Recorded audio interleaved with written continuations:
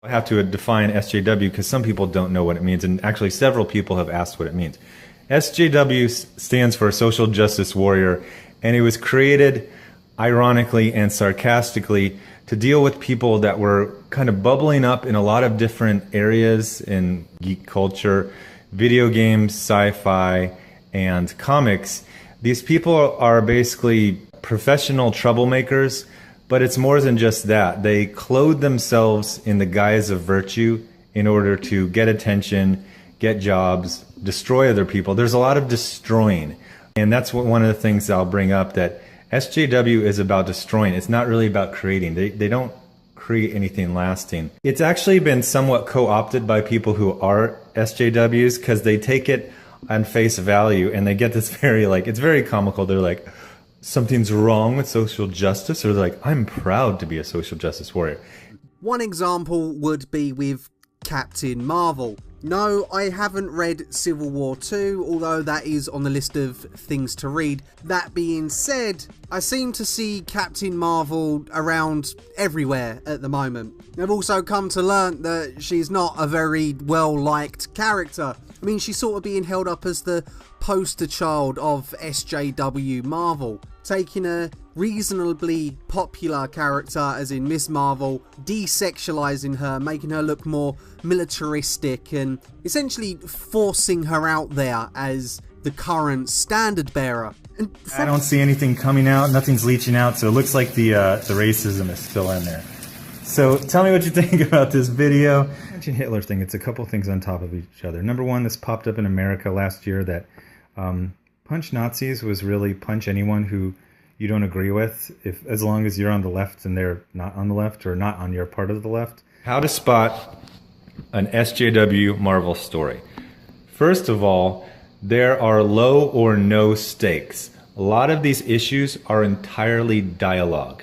Not even dialogue and drama. Sometimes they're literally just people talking. I've made this joking reference to a Brian Michael Bendis action scene. And a Brian Michael Bendis action scene is two people talking on the phone, and then one of them flies to speak to the other person in person. I've read entire issues of Miles Morales where literally nothing happened except for some conversations in different rooms. And sometimes there'll be like a little build-up, like there'll be a mysterious person in a limo and that window goes down, but that is it. Sometimes there will be someone threatening someone else, but it'll never actually be action. That same issue I'm referencing to, like a teacher came out and told the person in the limo to go away.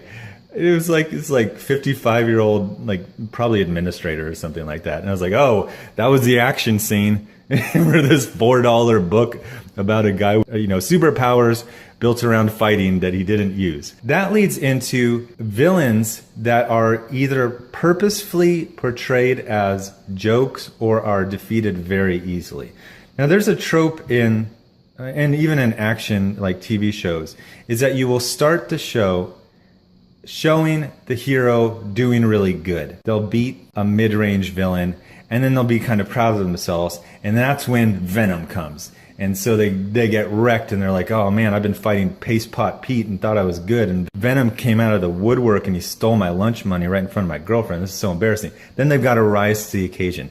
Hero stories are about rising to the occasion. It's about getting beat down into the ground, and that's very literally in comics a lot of the time, literally damaging the macadam of the street.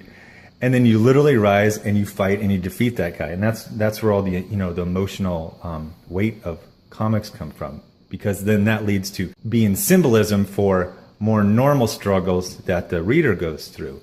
But in SJW comics, they feel like the audience and the character cannot handle real struggles. So they will basically give them softball conflicts and very easy fights. Characters are usually commenting on how it was so easy and they did so good.